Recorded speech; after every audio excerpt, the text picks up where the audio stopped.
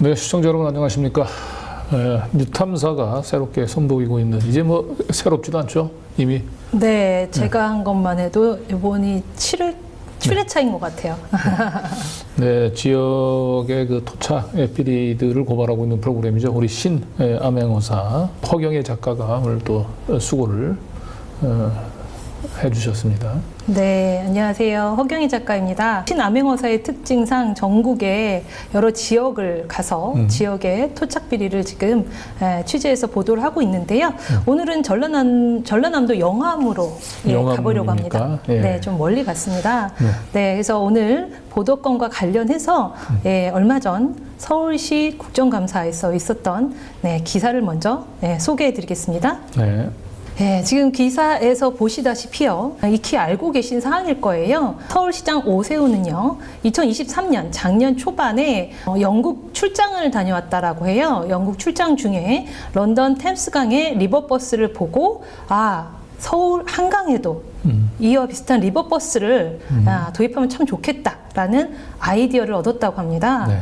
이런 구상 이후에 2개월여 만에 이 사업이 급속히 추진되기 시작을 하였다라고 하는데요. 그래서 얼마 전에 있었던 10월 15일에 서울시 국정감사에서는 여러 의원들이 이 한강버스와 관련한 질의사항을 오세훈 시장에게 질문을 하였습니다. 네, 대략의 요점을 말씀을 드리면은요, 의원들의 문제 제기는 이제 크게 세 가지로 볼 수 있는데, 그 중에 한 가지는 이 한강버스가 이렇게 급속히 사업을 추진하다 보니 어떤 졸속 결정이 된 것이 아니냐라는 의혹이 제기가 되었고요.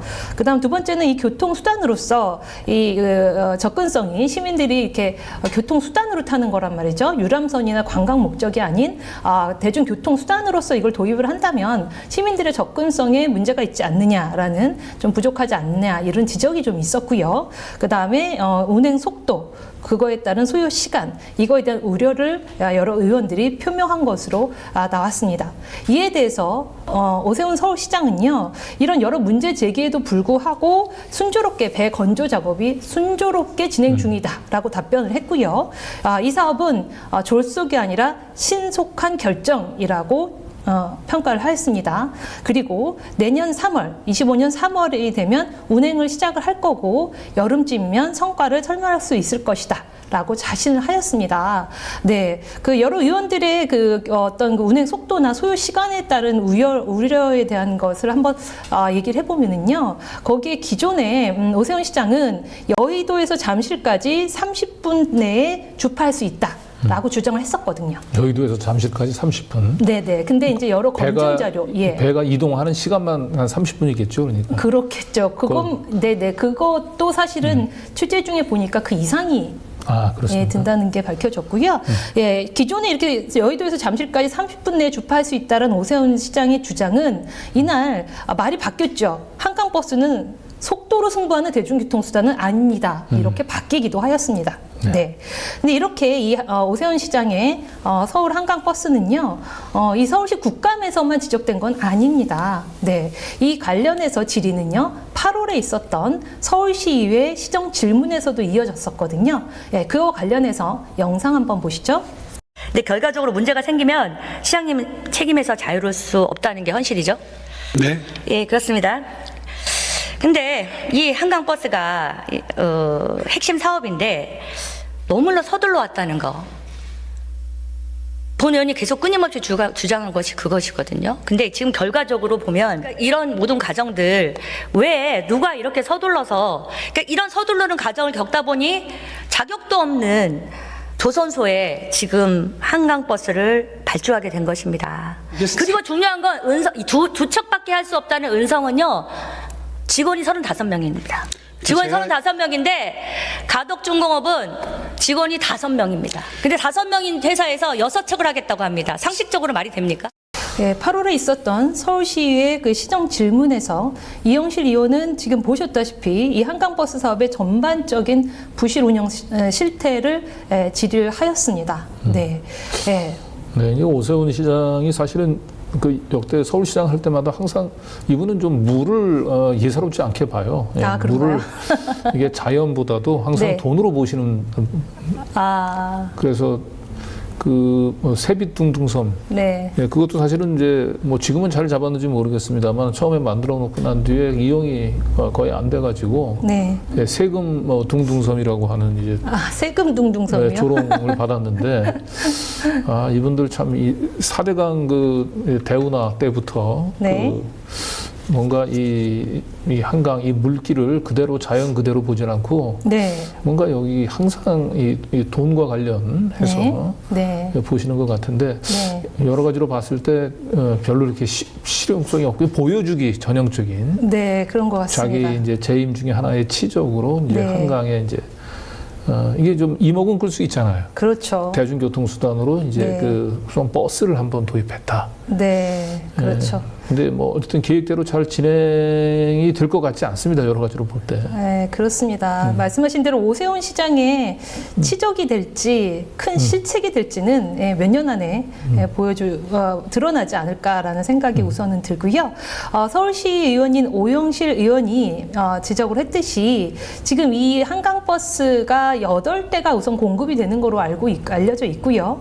그중에 2대는 얼마 전 이번 주 월요일이었죠. 11월 25일 월요일 날 2대는 진수식을 마쳤습니다. 네, 그러면 8대 중에 나머지 6대는 어디에서 건조가 되고 있느냐? 오영실 의원이 말한 가덕중공업에서 건조가 되고 있는 것으로 나왔고요. 저희 뉴탐사에도 이 가덕중공업의 부실 운영 실태 및 거기에 막대한 산업 폐기물이 쌓여 있다는 제보가 들어왔습니다. 네, 저희가 이 모습, 전라남도 영암에 있는 대불산업단지 내에 가덕중공업에서 한강버스 2대를 건조하고 있는 공장, 거기에 막대하게 쌓인 산업 폐기물, 네, 여기를 한번 취재 다녀왔습니다. 우선 그 모습부터 한번 보시죠.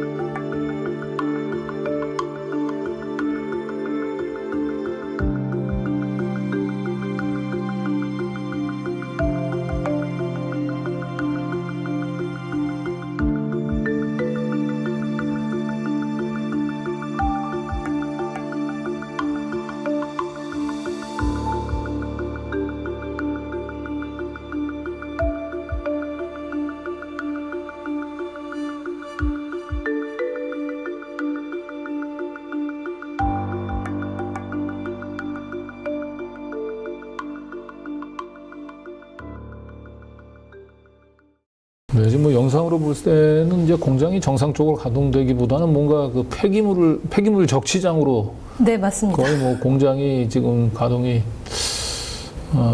멈춰져 있는 것처럼 네, 이제 보이는데 네. 이 공장이 한쪽 면이 이제 길이로 저희가 위성사진 길이로 재봤을 때 한 170여 미터 정도가 되거든요. 네, 170m. 네, 그쪽에 한쪽 면 그 펜스 안에 쫙 그 산업 폐기물이 겹겹이 위로 쌓여 있는 모습을 저희가 확인을 할 수가 있었고요. 근데 여기서 지금 나머지 6대를 다 아니요, 6대 중에 2대만. 2대만. 네, 2대만 여기서 저희가 건조를 하고 있다는 것도 확인을 하였는데요.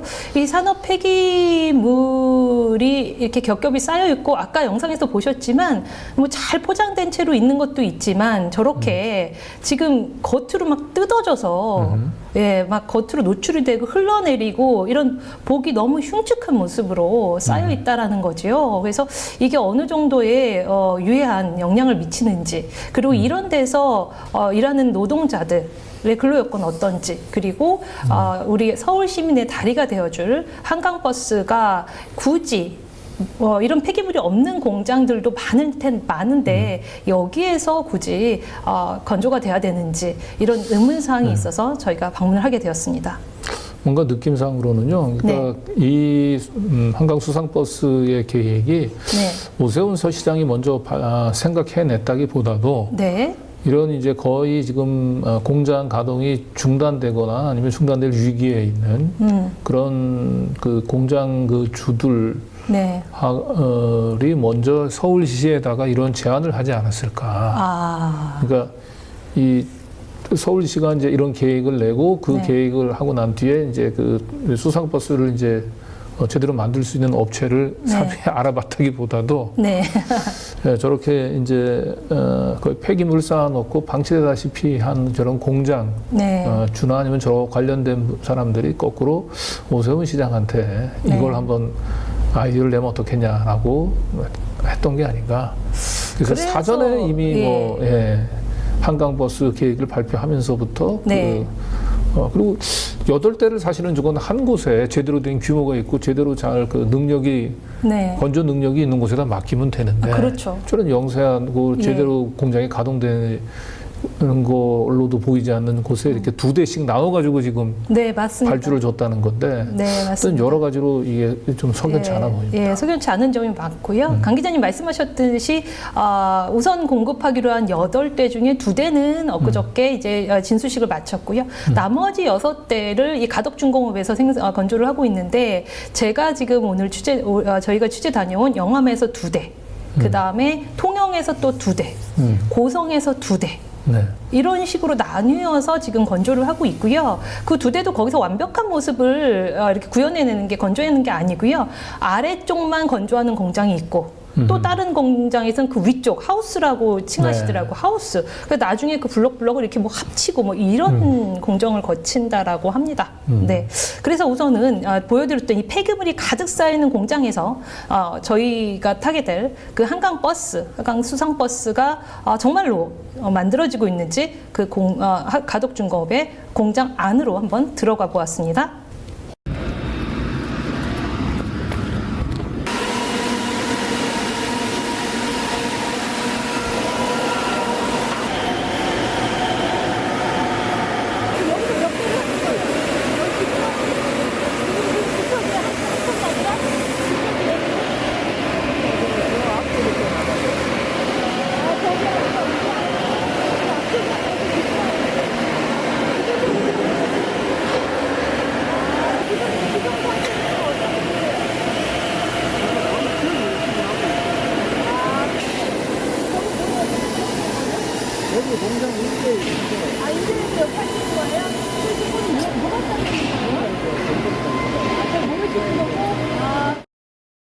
그 공장이 자체 시설을 가지고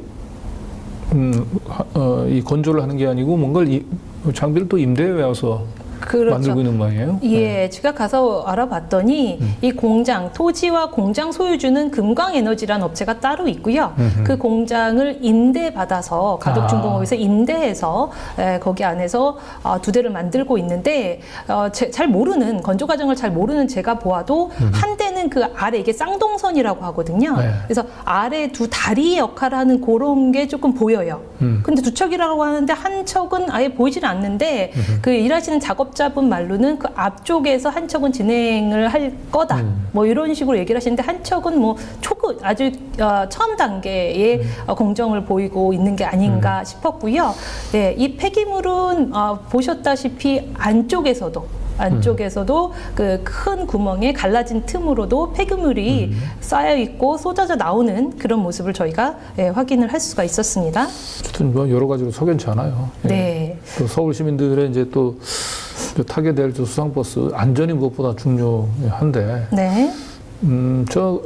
저게 아주 급한 일도 아니지 않습니까? 그렇죠. 저걸 이렇게 2대씩 그 전국에 있는 그 공장에 분산해서 발주를 했다라고 얘기하는 건데 그렇게 시급한 일이 아니면은 제대로 건조 능력이 있는 곳을 골라서 그곳에 8대를 발주하면 그 만드는 과정에서 더 숙련도도 쌓이고 맞죠. 그렇게 그랬을 텐데 이걸 여러 가지로 봤을 때 참, 예, 뭐 일단 배가 어떤 식으로 이제 결과물이 나올지 모르겠는데. 네, 왜 배가 산으로 간다는 말도 있잖아요. 네, 지금으로 봐서는 뭐 지금 뭐 큰 신뢰가 가지는 않네요. 네. 네. 네, 지금 잠깐 보셨듯이 저희가 공장 안에 들어갔을 때도 쌓여 있는 폐기물의 모습을 잠깐 다시 한번 확인해 보겠습니다.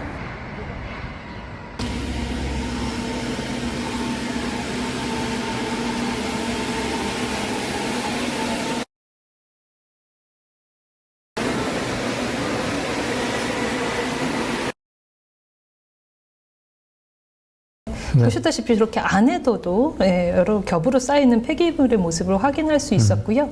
도대체 이 폐기물은 누가 이렇게 적재를 해놓은 것이고 그 폐기물에는 뭐 어떤 산업 폐기물로 이루어진 건지 그리고 왜 하필이면 이렇게 많은 양의 육안으로 보아도 이렇게 많은 양의 폐기물이 쌓인 곳에서 한강버스가 건조가 돼야 되는지 이걸 확인을 했어야 되겠습니다. 그래서 그 공장 옆에 있는 사무실로 가서 문의를 해보았습니다. 지금 만드는 게 내년 3월에 들어가긴 하는 거예요, 한강에? 근데 회사로 좀 물어보니까 회사로 전체적으로. 이제 어떻게 되시는데요? 그러면 저 현장 갔더니 이쪽으로 가보라고 하셔가지고. 예, 현장 감독이고요. 현장 감독님. 현장 감독님 그럼 전체적인 그 스케줄을 다 아실 거 아니에요? 근데 그런 거 전체적으로는 네. 배가 여러 척이니까요. 네, 두 척이라 네. 그러셨고 지금 그게 이제 3월에 한강에 띄워줘야 되는 걸로 저기 서울시에서는 계획을 잡고 있던데 여기 3월에 들어가는 거 아니에요? 3월에 못 들어가나요? 서울 본사로 확인하십시오. 여기는 가덕 중공업이 아니에요. 저기도 지금 가덕중공업 써 있던데? 그리고 회사 직원분들한테 나는 저한테 가덕 중공업이라 여기가 하시는데? 가덕 중공업 직원이 아니고요. 가덕 중공업 담당자는 지금 여기 안 계십니다. 오늘 외국 나갔어요. 예. 제가 그쪽 얘기를 할 수가 없고요.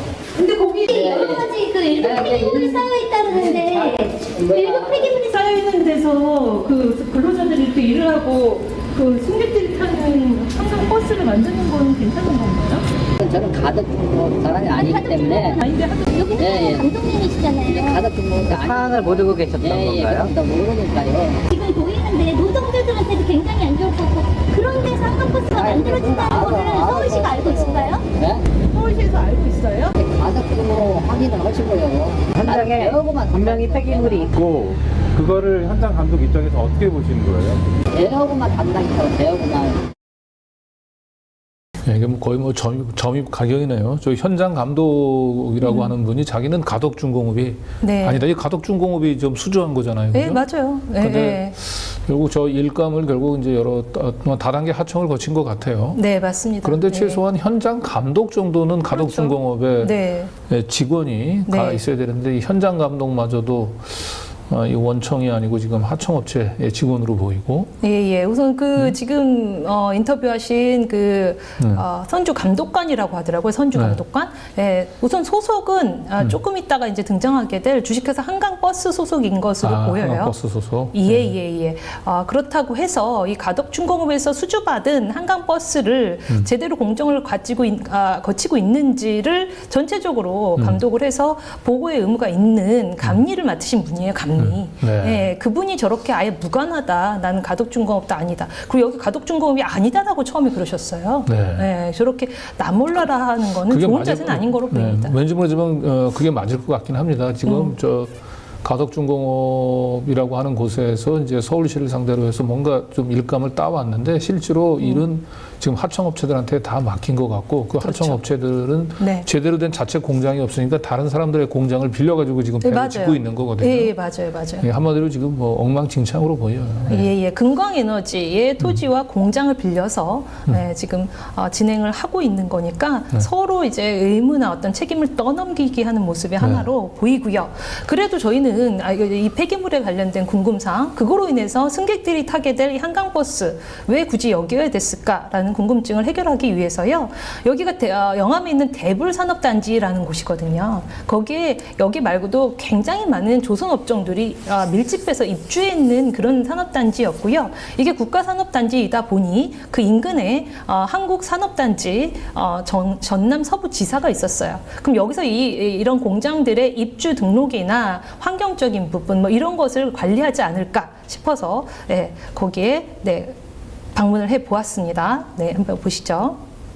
저희가 이제 일반적으로 생각을 할 때 보통 그 산업 폐기물 같은 경우는 폐기가 돼야 되는 물건이잖아요, 말 그대로. 네, 근데 1급 산업 폐기물이 엄청 많이 쌓인 데서 수십 명의 근로자들이 일을 하고 있고 그런 데서 한강 그 리버버스가 만들어지는 게 맞는 건지. 이분이 이제 처음부터 거기다 적치는 건 아닌 것 같고 그 적치된 공장 자체를 경매를 받아서 받게 됐고 처리해달라고 해서 구매다. 그럼 여기에서 뭐 하실 수 있는 건 전혀 없으세요? 그 공간 안에서 일어나는 일인데도 저희가 관련법에 따라서 인허가 조항이 다 있고 폐기물 관리법에 따라서 처리하는 주무 부서가 있기 때문에 저희들 그러니까 산단에 일어난 모든 일 저희가 하진 않거든요. 그러니까 폐기물 처리 신고, 운반 이거 전부 다를 폐기물 관리법에 따라서 환경. 나는 이 건물만 경매했지 폐기물을 모르겠다는 논리는 좀 성립이 안 된다고 저는 생각하거든요. 그걸 인지했으니까 폐기물을 다시 본인이 수용한 거고 본인이 처리해야 되는 게 맞는 거 아닌가요? 그거는 이제 폐기물 관리법이니까 확인해봐야 돼. 왜냐면 건물 경매를 받았어도 그 폐기물의 소유자가 있잖아요. 네, 한국 산단에서는요, 저희가 볼 때는 그 산단 안에 입주해 있는 공장이니까, 예, 이거에 대한 전반적인 업무를 다 이거를, 관할을 할 거라고 저희가 생각을 했는데, 여기에 이 폐기물 관련된 건 폐기물 처리하는 거는 영암군청 환경과에서 하는 거니까 그쪽에서 좀 알아봐야 된다라고 하고요.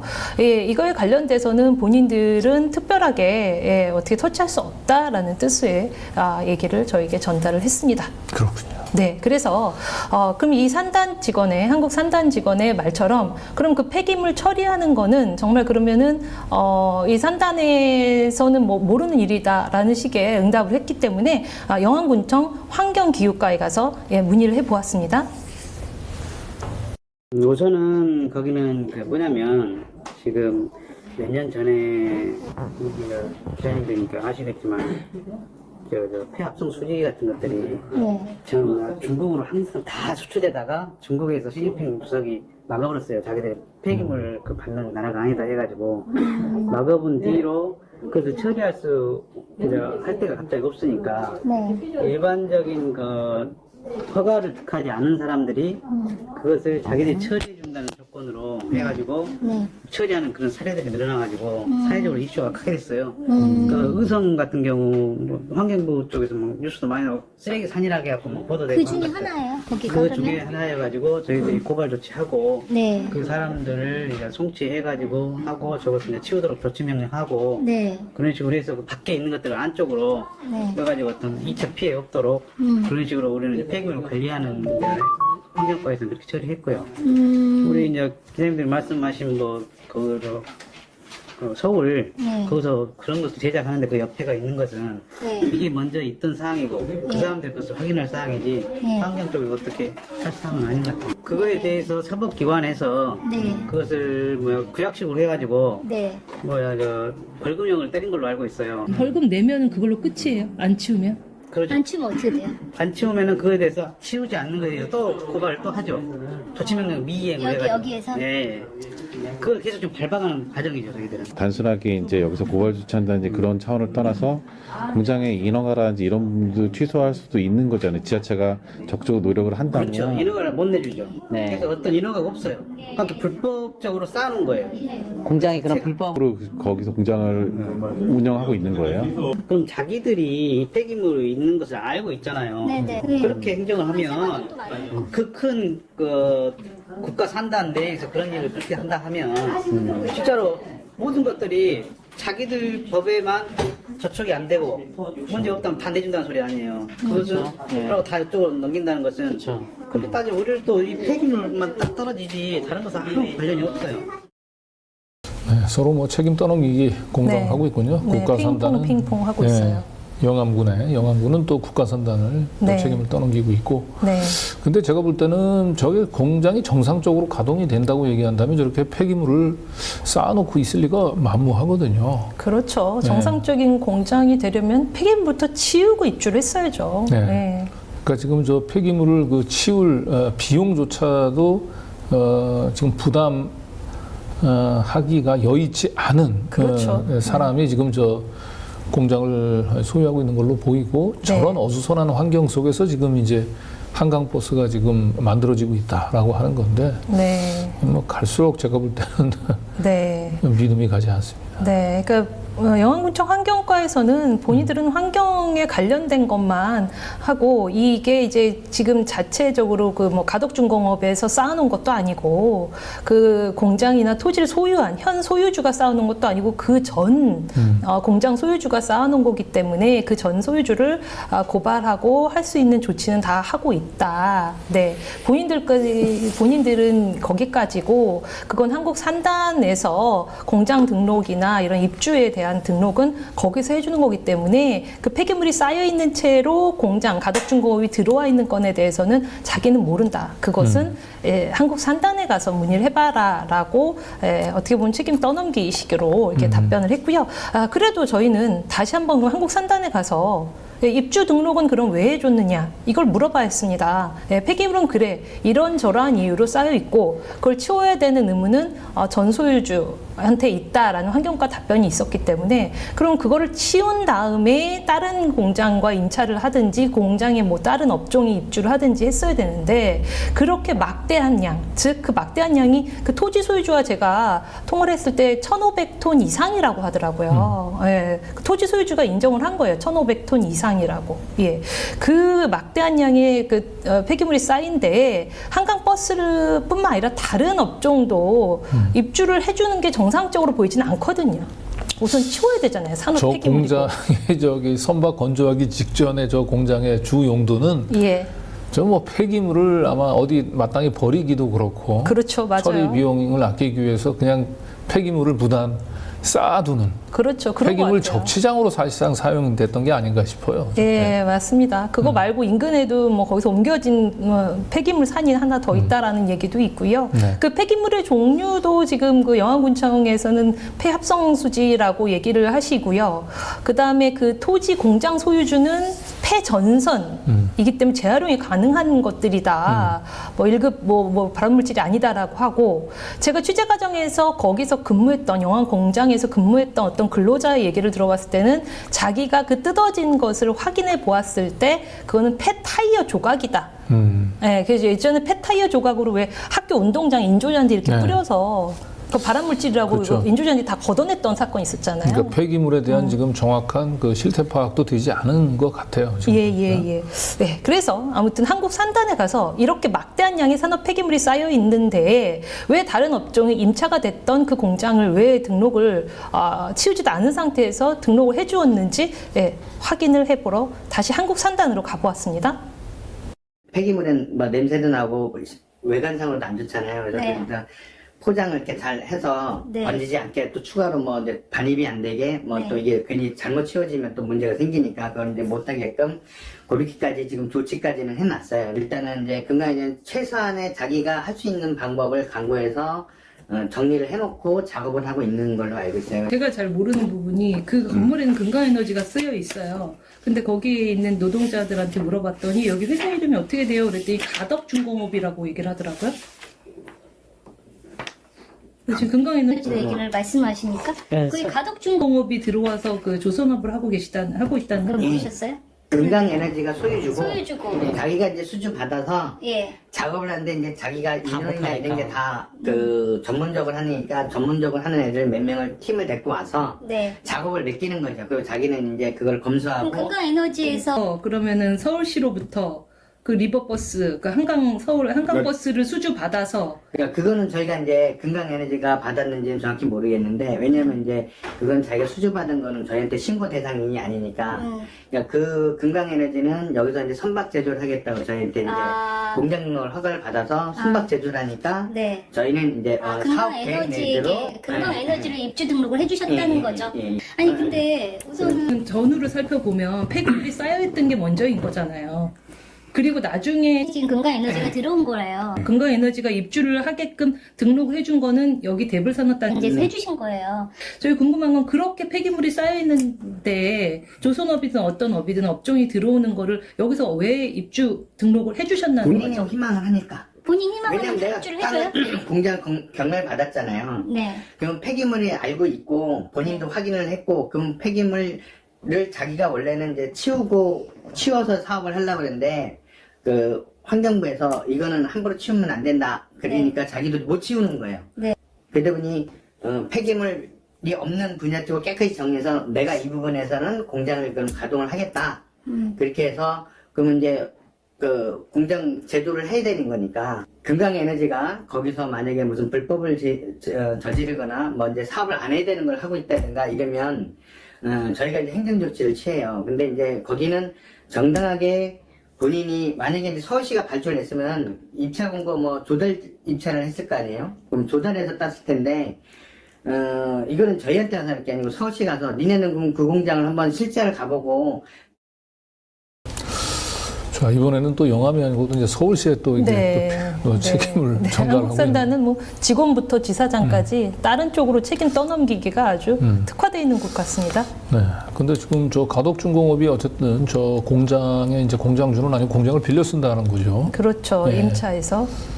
네. 그런데 여기 그 대불산단, 즉 한국산단에서는 가덕중공업을 공장 등록해 준 게 아니고 이 동장주, 토지주인 금강에너지를 공장 등록을 해준 것이다.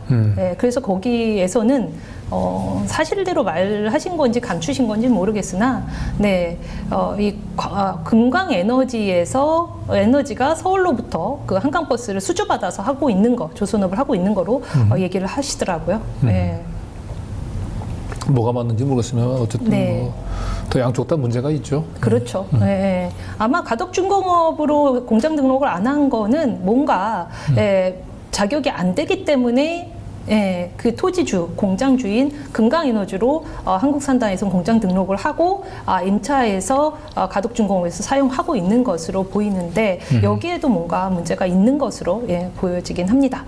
네, 저희가 이렇게 취재를 다녀온 후에 저희가 여기 지금 보여드린 모습은 이렇게 있지만 사실은 그 인근에 조선업소가 많아서 조선업소를 많이 들렸었거든요. 그 와중에 저희 제가 드렸던 명함이나 이런 걸 보고 가덕중공업에서 현재 일을 하고 있는 근로자, 노동자분이 저에게 연락처를 알게 되었어요. 그래서 그분과 통화를 한번 해보았거든요. 한번 잠깐 들어보시죠. 거기 공정률 제가 가서 보니까 한 20%? 그 정도밖에 안 돼 보이던데요? 저희 쪽은 어떻게 보면 공정률이 빠르죠, 저희 쪽은. 그쵸, 늦죠, 거기가 되게. 늦게 시작했으면 당연히 늦죠. 20%는 좀 넘었어요, 그래도? 네, 한 척은 넘죠. 한 척은? 그 한 척은 아예 20%도 안 됐잖아요. 그렇죠, 이제 학생들이 수작이죠. 이게 지금 서울시 이거 한강버스가 보면은 약속된 시한을 지금 계속 못 맞추고 있잖아요. 내년 3월에도 이거 지금 가서 보니까 안 되겠는데, 영암권은. 그잖아요, 선생님. 될 수가 없죠. 3월 달에나 되지도 않고 5월, 6월 뭐 1년 가죠. 네. 네, 이분뿐만 아니라 지금 말씀하신 이분은 지금 현재 가덕중공업에서 영암에 있는 가덕중공업에서 일을 하고 계신 작업자시고요. 이분뿐만 아니라 저희가 거기서 만났던 조선소에서 한 30년 이상 된 숙련된 기술을 가진 분, 그분의 의견도 그렇고, 그다음에 여기서 선주 감독관을 지내셨던 분, 이 영암 공장에서 선주 감독관이 세 분이 기존에 있었는데 그 세 분이 어떻게 해서 다른 분들로 바뀌었다고 하더라고요. 기존의 선주 감독관이셨던 분, 이렇게 세 분의 의견을 다 종합해 보아도 오세훈 서울시장이 얘기한 내년 3월에 인도하는 것은 불가능하다라는 의견을 주셨어요. 그래서 내년 3월에 돼봐야지 우선은 알겠죠. 지금 뭐 두 척 중에 한 척도 지금 공정률이 지금 20%밖에 27% 정도로 진행이 보시더라고요. 안 됐는데 나머지 한 채는 아예 지금 초기 단계. 네. 그렇죠. 네. 네. 그렇다라고 하고요. 그래서 오세훈 서울시장이 이 한강버스의 운항 시기를 어떻게 주장해 왔는지 저희가 한번 잠깐 정리를 해 보았습니다. 최초의 계획은요, 올해 10월에 정식 운항을 목표로 했어요. 8대를 우선적으로. 그 나중에 또 추후에 8대를 더 추가해서 한 16대 정도를 운영을 할 계획을 가지고 계신 것 같아요. 이게 어디 언론에선 보니까 왜 서울시 그 한강에서 10월 정도에 불꽃 축제 이런 거 하지 않나요? 네, 불꽃 축제를 할 때 그 앞에 한강에서 이렇게 유람선이 왔다 갔다 하는 그런 뭐 아름다운 모습을 상상하신 것 같아요. 그래서 올해 10월로 그 목표를 잡으셨던 것 같아요. 근데 이제 1차 이제 변경이 있습니다. 올해 8월에 10월을 2달 앞둔 8월에 이게 도저히 안 되겠거든요. 예, 생각보다 이게 지지부진하거든요. 그래서 정식 운항을 내년 3월로 연기를 한 거예요. 예, 내년 3월에 연기를 했는데 연기를 발표할 때도 올해 안에 8척을 한강에 인도는 하겠다라고 계획을 수정한 거예요. 왜냐하면 한강에 온다고 바로 운행하는 게 아니라 어떤 시범 운영하는 그 기간이 필요했던 것으로 그렇죠. 보여요. 3달 정도는. 그랬는데 또 다시 2차 변경이 이루어진 거죠. 예, 2차 변경엔 올해 10월에 와서 2달 뒤에 10월에 와서 이 인도를 올해 8척을 연내에 다 하기로 했다. 이걸 계획을 또 수정을 하면서 지연되는 발표를 합니다. 그래서 8척 중에 2척은 11월 25일 날 진수식을 하는 걸 목표로 하고 2척은 12월에 인도하고 또 2척은 1월에 또 2척은 2월에 이렇게 인도 일정이 추가 지연됐다는 발표를 하고요. 그리고 현재 입장은 보면은 내년 3월에 정식 운항한다는 목표는 유지를 해요. 네. 그런데 저희가 가서 여러 의견들, 전문가들, 그다음 숙련된 기술자들을 그다음 현장을 보았을 때 이 영암 공장, 다른 공장은 직접 눈으로 확인을 안 해서 모르겠습니다. 영암 공장은 뭐 블럭을 하도급해서 위에 거, 아래 거 블럭해가지고 나중에 조립을 한들 이 3월에 정식 운항을 할 수 있을까라는 의문이 드는 건 사실입니다. 3월에 이 상태라면 정식 운항을 하는 것 자체가 더 위험할 수가 있어요. 그렇죠. 충분한 이 안전 점검 없이 또 네. 저 2015년 3월에 일정에 쫓기듯 맞춰서 네. 무리하게 배를 띄웠다가 네. 이 윤석열 정권의 그 안전 사고는 정말 너무 끔찍합니다. 네. 네. 그래서 그 가덕중공업에서 일하는 작업을 지금 하고 계신 노동자분께서 또 다른 건에 대해서 저에게 얘기를 해주셨습니다. 우선 먼저 들어보겠습니다. 그동안은 다 받으셨던 거예요? 다달이 약속된 금액을? 그렇지, 저희는 이제 집에서 보였었죠. 지금은 조금 밀린 거고 지금은 조금 밀린 건데 뭐 회사 측에서는 뭐 왜 안 준다는 거예요? 돈만 내놓으면 되는데 돈이 저희도 많은 가족한테 좋다고 가족은 뭐 누구 말이 맞는지는 저도 모르겠는데 한강버스에선 가덕한테 줬다? 이제 계약적인 것은 좋다. 그러면 한강버스 측에서는, 즉 서울시 측에서는 그 공정에 맞춰서 그 두 채 공정에 맞춰서 돈을 내려 보냈는데 가덕에 그 가덕에서 그럼 돈을 받고 그 어디 딴 데 썼는가는 모르겠지만 지금 저기 일하신 분들한테 지급을 못 해주고 있는 거잖아요. 그렇죠. 회사에서도 그렇게 얘기를 해요? 근데 저희는 돈을 나온 줄 알고 있었고 가격도 뭐 올라가서 나오긴 했는데 뭐 한강버스 측에서 무조건 갔다. 그러니까 늦으면 안 된다. 가격은 늦으면 안 된다. 늦으면 작업을 수업을 할 것이다. 그렇게 말했대 강하게. 네, 작업자들이 며칠인데 뭐 협박하자. 자기한테 협박을 하나 이런 식으로 얘기를 했나 봐요. 그럼 오늘도 지금 저기 안 하시는 거예요, 지금 일을? 그렇죠. 오늘에 뭐 말로는 어디 입금이 된다 했는데 입금이 안 됐고. 그 23~24명 정도 일하신 분들이 전체가 다 못 받으신 거잖아요, 이번 달에, 지난주에. 그렇죠. 이 23~24명이면 1억이 넘으니까 한 달 급여가. 그래도 이게 서울시에서 국책사업을 하는 사업이면 돈은 안정적으로 들어올 줄 알았는데 그게 아닌가 보네요. 그러니까 저희도 그걸 믿고 있죠. 서울시 있는데 다른 일보다 돈을 신경을 안 쓰겠구나. 근데 오히려 다른 데보다 더 못하니까 근로자들은 일이 별로 피해가 많다는 얘기예요. 일을 못하다는 그러니까 저희 쪽에서는 이준 거죠. 이준 거죠. 일한 거는 못 받고 지금 또 일을 해야 되는데 일도 못 하고 있고 그럼 다음 달 거 또 일주일치가 빠지고 언제 들어올지도 모르고. 그러니까 작업자들이 쓰는 거죠. 야, 저거 그 작업하시는 그 노동자들한테 임금도 지금 제때 지급하지 않는다라고 하면은 그렇죠. 저 노동자들이 무슨 또 의욕을 가지고 그렇죠. 또 저 배를 만드는데 네. 집중할 수 있을지 참 여러 가지로. 네, 뭐 개인 회사에서도 있어서는 안 될 일이 관급 공사라고 할 수 있는 서울시에서 수주받은 일을 하는 노동자들에게 이렇게 임금이 지급이 미뤄질지는 본인도 몰랐다라는 어떤 억울한 심정을 얘기를 하시는 거고요. 네. 이분들이 임금을 이제 한 달에 한 번을 받기는 하지만 한 달에 한 번 받긴 하지만 일당제라고 하세요. 일당 하루에 얼마 이렇게 해서 그 합친 금액을 한 달에 한 번을 받게 되는 거고 매월 20일에 임금을 받는 날인데 10월까지는 받았는데 11월 20일, 그러니까 지난주 수요일에 들어와야 되는 그 돈이 안 들어와서 그때부터 모든 그 작업이 스탑이 돼 있다라고 합니다. 네, 그래서 저희가 그러면 여기다가 이 사업을 운영하고 있는 그 회사 주식회사 한강버스에 이 사실을 알고 있는지, 알고 있다면 왜 임금조차 지불이 안 되는 건지 물어봐야 했습니다. 저희가 방문하게 된 이 주식회사 한강버스는요, 그 SH 서울도시개발공사 있지요. 거기서 51%, 그 다음에 이랜드로 알려진 이크루즈, 그러니까 한강 유람선을 운영하는 업체인 이크루즈가 49%, 이렇게 해서 투자를 해서 이 SH와 이크루즈가 합작해서 해서 만든 민간 업체라고 합니다. 주식회사 한강버스. 이 민간 운영업체인 주식회사 한강버스에서 이 리버버스, 한강버스에 대해서 다 지금 운영을 하고 있다라고 하기에 그쪽으로 한번 방문을 해 보았습니다.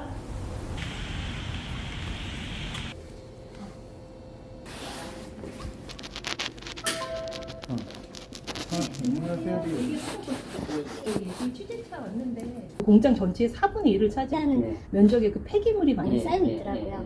그거 확인하셨어요? 누구죠? 네.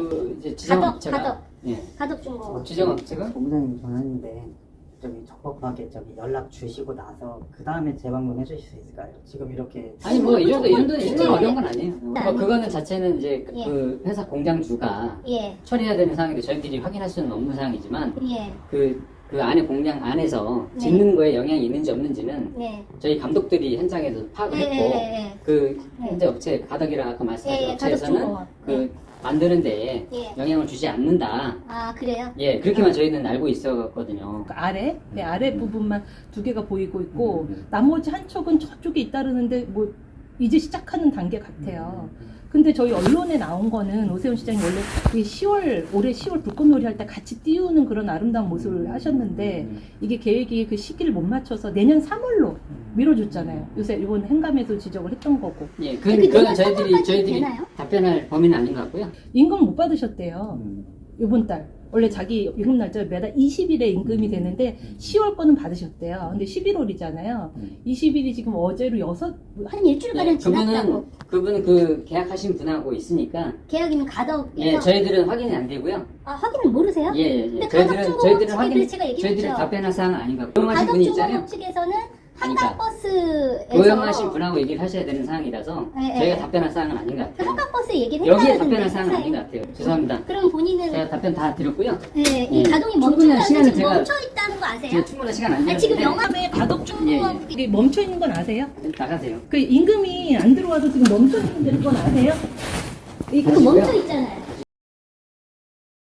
버스가 지금 몇 인승이 될지 모르겠는데 그 대량 그 교통수단이 될 것 같거든요. 저러면 최대 199명이 탄다라고 합니다. 그렇죠. 그러면 이 버스 수상 그 안전 대단히 사실 더 신경 써야 될 게 많은 부분이거든요. 그럼 서울시가 직접 이 버스가 만들어지는 과정 전체를 감독해야 되는 거예요. 그렇죠. 근데 저 한강버스는 지금 말 들어보니까 저 급조한 법인 같아 보여요. 네, 올해 6월에 설립이 된. 올 6월에 설립이 됐으면은 지금 사실은 이게 연안 이런 그에서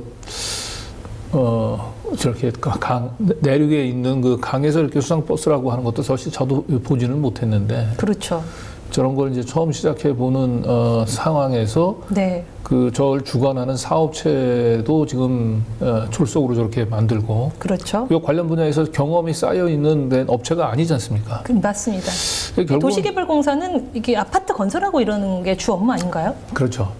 그러니까 제가 볼 때는 그러니까 저런 걸 하려면 좀 전문성이 있는 업체에다가 맡겨야 되는 건데 저걸 또 급조한 법인에다 맡기는 건 나중에 사고가 나면 사실은 서울시가 책임을 모면하기 위해서 그렇죠. 이건 우리가 한 게 아니고 한강버스가 네. 업체 선정하고 네. 그다음에 건조 과정 전체를 전부 다 관리 감독했다. 네, 맞습니다. 네. 이런 책임 떠넘기용으로 만든 법인이 아닌가 싶어요. 네, 저도 취재 과정에서 똑같은 걸 느꼈고요.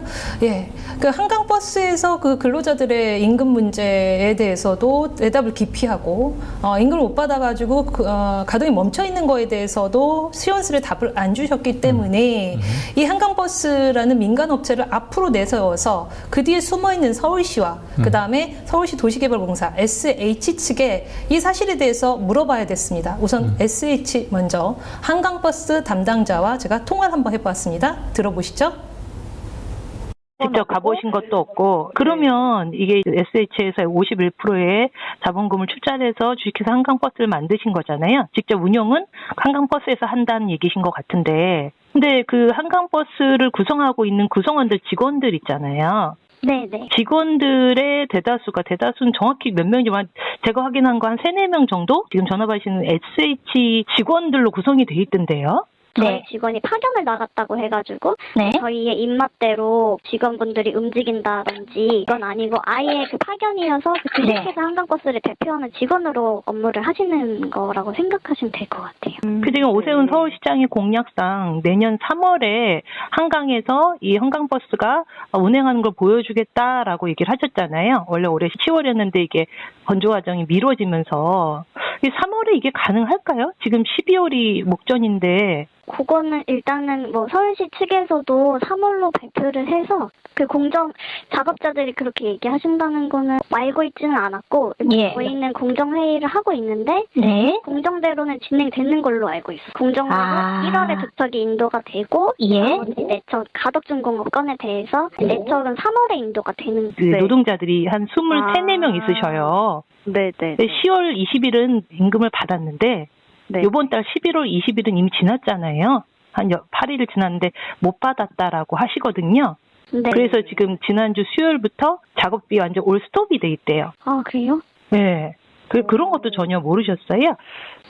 네, 구체적으로 지금 얘기를 처음 듣는 상황이어가지고.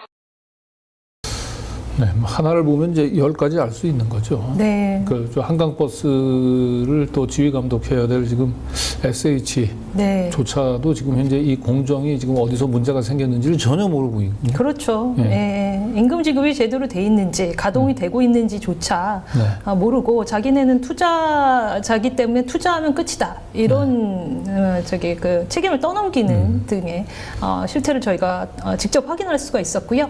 이 한강버스 SH의 한강기획부에 한강버스 담당자가 따로 있었기 때문에 저희가 취재한 건이 한강버스이기 때문에 이분이랑 통화를 했는데 통화하고 몇 분 지나지 않아서 SH 한강기획부의 기획부장이라는 분이 다급히 다시 제 전화로 전화를 걸어오셨습니다. 네, 기획부장은 뭐라고 하는지 한번 들어봐야겠습니다. 좀 저희가 사실관계를 좀 다시 한번 제가 확인 좀 하려고.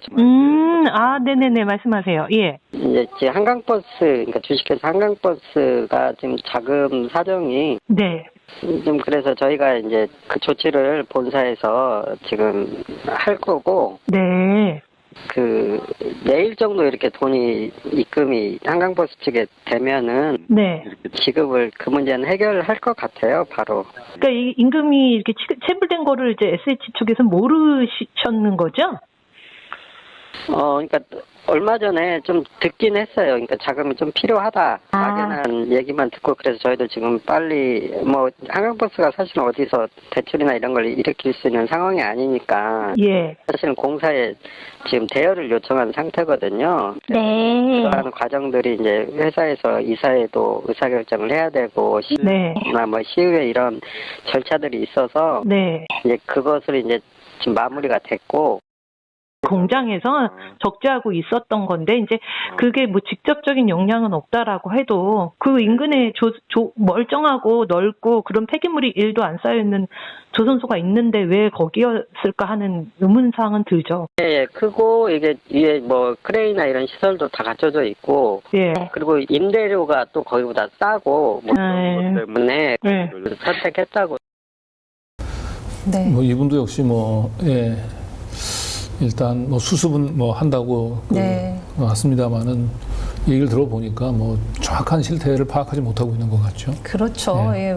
언론사에서 이러이러한 전화가 왔다는 걸 보고를 들으시고 다급하게 이제 의사결정을 해서 저희가 볼 때는 의사결정을 해서 급하게 그래도 임금 못 받은 거는 크지 않느냐. 그래서 대여금 쪼로 해가지고 한강버스의 대여를 SH에서 대여를 해주고 한강버스에서 가덕중공업 쪽으로 이렇게 또 돈을 돌리는 게 아닌가라는 생각을 들게 하였습니다.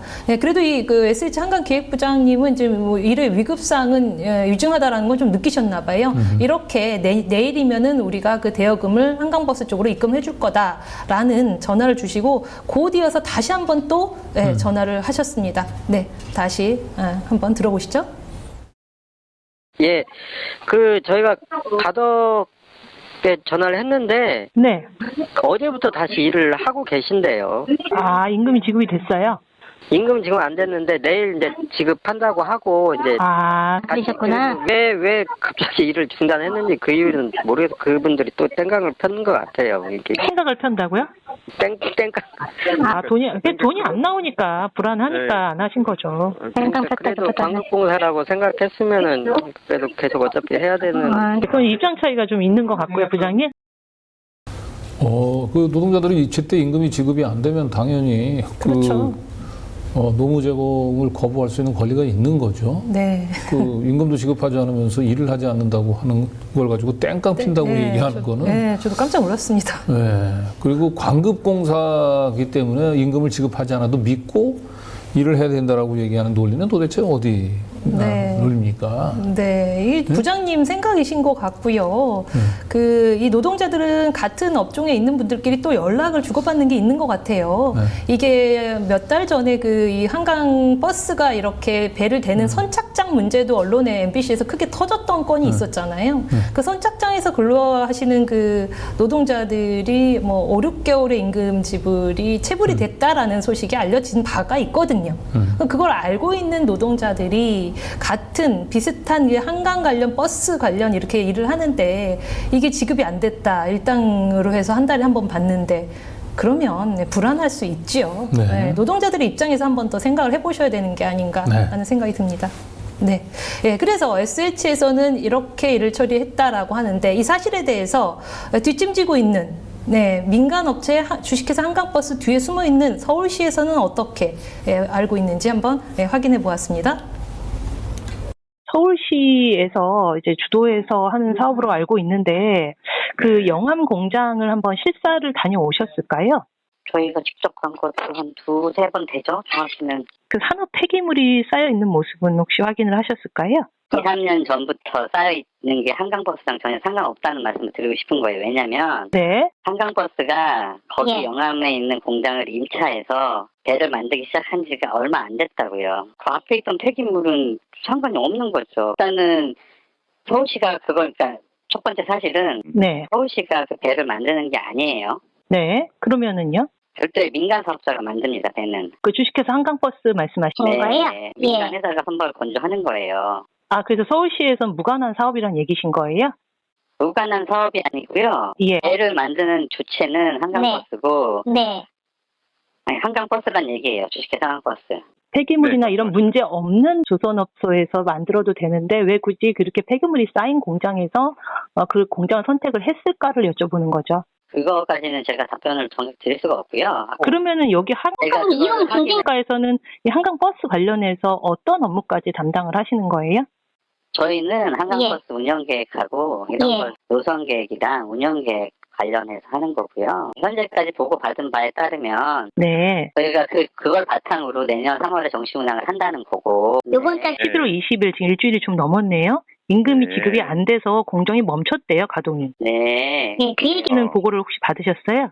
받았습니다. 지급이 좀 늦어진 거죠. 여러 가지 사정에 의해서. 그래서 다시 어제부터인가 다시 작업 시작했다고 보고를 받았고. 아, 지급이 된 거네요, 그러면. 네. 그런 거는 정확한 거는 한강버스에 알아보셔야죠. 서울시 공무원 입에서 그 배는 서울시가 만드는 게 아니다. 깜짝 놀랐습니다. 예, 그럴 줄 알았어요. 네. 그럴 줄 아셨어요? 네. 이게 이제 사실은 우리 사회의 이제 그 노동 현장의 가장 큰 문제점, 이게 대개 이제 간접 고용이라고 얘기하는 거예요. 간접 네. 고용의 가장 큰 문제점은 네. 위험의 외주화라고 보통 얘기를 하거든요. 위험의 외주화. 네, 원래 이제 위험한 작업들을 본청 업체에서 그 담당을 해주는 게 제일 좋아요. 네. 그런데 우리나라 이 노동 현장의 모든 실태는 안타깝게도 네. 그 가장 위험한 작업들을 가장 영세한 하청업체한테 떠맡기기 때문에 산재가 근절되지 않고 있는 거거든요. 아, 네. 돈이 좀 여유가 있고 안전관리에 여력이 되는 본청에서 위험한 작업들을 하고 그냥 단순한 작업들을 하청업체에 맡겨야 되는데 위험한 작업들을 좀 하청업체에 주고 있는데 오늘 이걸 보면서는 위험의 외주화하고 또 다른 문제점이 책임의 외주화 같아. 책임의 외주화. 맞습니다. 서울시가 딱 맞네요. 스스로 자신들이 배를 만들고 이걸 하는 부분들에 대해서 자신이 없으니까 그렇죠. 이걸 이제 한강 버스라고 하는 곳에 외주를 네. 주고 네. 또 한강 버스도 이 SH 이 공사 직원들이 배를 만들어 본 경험들이 없잖아요. 그렇죠. 그러니까 한강 버스도 또 뭐 가덕 중공업이나 이런 쪽에다가 이제 네. 비롯해서 여러 군데다가 일감을 맡겼는데 그 일감을 맡았던 업체도 네. 또 하청 노동자들을 또 고용을 해가지고 맞습니다. 네. 또 자기가 쓰는 공장도 없어가지고 남의 공장을 빌려가지고 그렇죠. 거기다 또 쓰레기까지 쌓여 있는. 네. 그러니까 그 쓰레기가 쌓여 있는 공장을 임대했다는 얘기는 그 공장을 이렇게 영구 안정적으로 관리할 생각이 없는 곳을 빌린 거죠. 네. 말하자면 이 배만 그냥 만드는데 임시적으로 이제 사용하는 공장을 빌린 건데 그러다 보니까 뭐 작업 환경도 낯설 거고 그 근로자들도 이제 결국은 그곳에 일하던 사람이 아니라 이제 여러 곳에서 이제 모집을 했을 거고 결국 손발이 잘 맞을 밖에 없고 그나마 돈이라도 제때 임금이라도 지급하면 모르는데 그렇죠. 힘든 일을 그것도 하시는데. 제때 지급이 안 되고 네. 그러니까 이게 결국은 이 전시 행정 이게 겉으로 보면 이렇게 뭐 그럴싸하잖아요. 내년 네. 3월 달에 한강에 이제 한강버스가 떠다닌다라고 하는 그랜드 디자인은 멋지게 제시해놨지만 실상 그 작업을 위해서 진행되고 있는 이 속사를 들여다 보니까 정말 낯뜨거운 광경들이 이게 바로 이제 오세훈식 전시 행정이 아닌가 싶어요. 또 뭐 이런 발언했다고 또 오세훈 시장이 또 저희 또 명예훼손으로 고소해 오는 건지 는 모르겠는데 두렵지 않으시잖아요. 명예훼손으로 고소보다도 지금 이렇게 지금 거의 지금 이 책임을 외주화하면서 지금 이게 난맥상이 빚어지고 있잖아요. 네. 그리고 서울시 공무원들 입에서는 배는 우리가 만드는 게 아니라고 하는 얘기를 서슴없이 내뱉고 있고. 그러게 말이에요. 네. 부끄럽지 않습니까? 아이고. 네, 오세훈 시장이 뭐 헌인마을 관련해 가지고 이 실시 계획인가 서울특별시장 명의로 인가가 나간 건데 이걸 또 서울시의회에서 물어보니까 이거는 국장정결이라고 얘기하면서 그렇죠. 유명한 말이죠. 국장정결입니다. 말이잖아요. 이게 또 그냥 서울시장 그대로 닮은 거죠. 그러니까 네. 그 밑에서 보이는 서울시 직원도 배는 우리가 만드는 게 아니다. 그러게 말입니다. 이렇게 얘기하고 있는 거죠. 네. 네, 말씀하신 대로 그럼 오세훈 서울시장 이게 오세훈 서울시장의 큰 공약 중에 하나였거든요. 한강에 교통수단인 그 한강 버스를 띄운다라는 거는 그 오세훈 서울시장은 알고 있을지 안 받을 거를 알았지만 한번 전화를 여러 차례 해보았습니다. 네, 안 받았고요. 네. 그래서 서울시 대변인이 있잖아요. 네네. 네, 서울시 대변인에게도 전화했는데 이분도 안 받으셨어요. 근데 어차피 전화해도 뭐 책임 있는 답변은 안 하시고요. 예. 결국 그 다음 날 저하고 통화한 다음 날 영상 삭제 가처분 신청을 해오셨었죠. 네, 저희도 각오하고 있어야 되겠네요. 네, 그래서 두 분 다 오세훈 서울시장님이나 오세훈 서울시 대변인 분이나 전화를 안 받으셔서 같은 내용의 문자를 이렇게 띄워놓은 상태입니다. 네, 저희가 이 방송 나가기 전까지 뭐 전화 통화나 뭐 문자 답변이 오면은 저희 채널에 설명 부분이나 이런 부분에 여러분들이 답변을 보실 수 있게 저희가 게시를 하도록 하겠습니다. 네.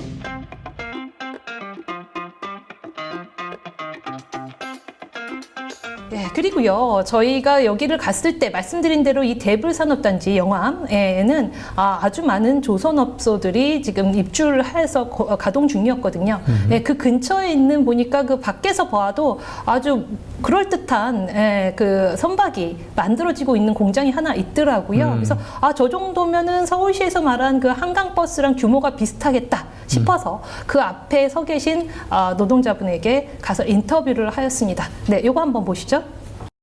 안녕하세요. 네.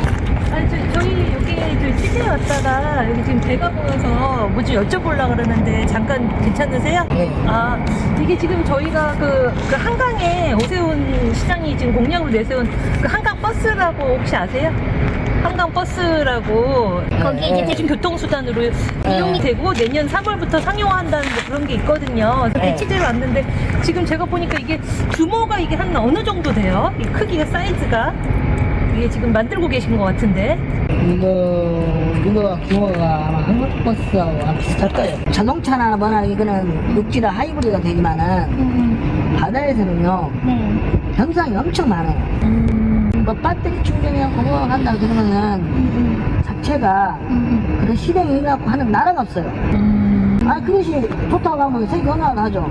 독일에서 하는 회장 하나 있는데 걔네도 또 실패해요. 요새는 어떠세요? 여기가 지금 공장 운영하기가 이 배 만들고 조선업 하시는 게 여기 잘 운영이 되나요? 힘들죠. 힘들어요. 저기 저런 폐기물 쌓인 데서는 지금 한강 리버버스 수주해가지고 딱 지금 만들고 있는데 여긴 왜 힘든 거예요? 여기서 그걸 하시지? 아니 뭐 우리같이 뭐 기술 좀 모아요. 다 우리가 이렇게 잘 만든다 해서 누가 알아줘요? 누가 이거를 공부해도 누가 뭐 기술 좋은 기술 갖고 해도 감추고 속이고 뭐 하는 사람들이 많은데 뭐 우리 같은 사람은 안 해야 되잖아요. 서울시에서는 저렇게 폐기물 쌓인지도 모르고 저런 업체는 지금 한강버스를 저기 만들고 여기서 이렇게 오래된 회사는 모른다는 것 자체가 이해가 안 가요. 서울시도 알 거다? 아니 서울시에서 저 감리 감독도 있는데 여기도 안 둘러보고 이거 있다. 나는 그거 자체가 이해를 못해. 여기 이제 문을 닫아요 그러면 이 회사는? 뭐냐 우리가 이제 선두 이제 이 업계에서 알루미늄 팬 넘버원인데 도대체 뭐냐고. 아니 이제 우리 끝났어요. 이거는 세계 최고의 조선소가 세계 최고 기술 갖고 뭔 일을 하려고 해도 끝나버렸어. 네, 너무 안타까웠습니다. 저분의 말씀을 들어봤는데 저분이 한 30년 이상 이 조선업에서 근무하신 그 기술자시더라고요. 그래서 굉장히 그 얘기를 너무 들어봐도 안타까웠습니다. 확실히 좀 전문가 그리고 그 조선업에 대한 그 나름대로의 장인 정신이 느껴지는 분인데 맞아요. 지금 뭐 얘기를 들어보니까 저는 그것까지 몰랐는데 이걸 뭐 하이브리드로 그 한강버스를 운영하려고 하는 거예요. 맞습니다. 오세훈 서울시장이 이게 한강버스를 한강에 띄우면서 한강이나 이런 데 오염이 되면 안 되잖아요. 그게 서울 시민의 식수원이기도 하고 그러니까 친환경 선박을 띄우겠다. 하이브리드 방식에 이렇게 얘기를 했죠. 근데 지금 하이브리드 방식의 선박은 아직까지 뭐 상용화가 되지 않아서 그렇죠.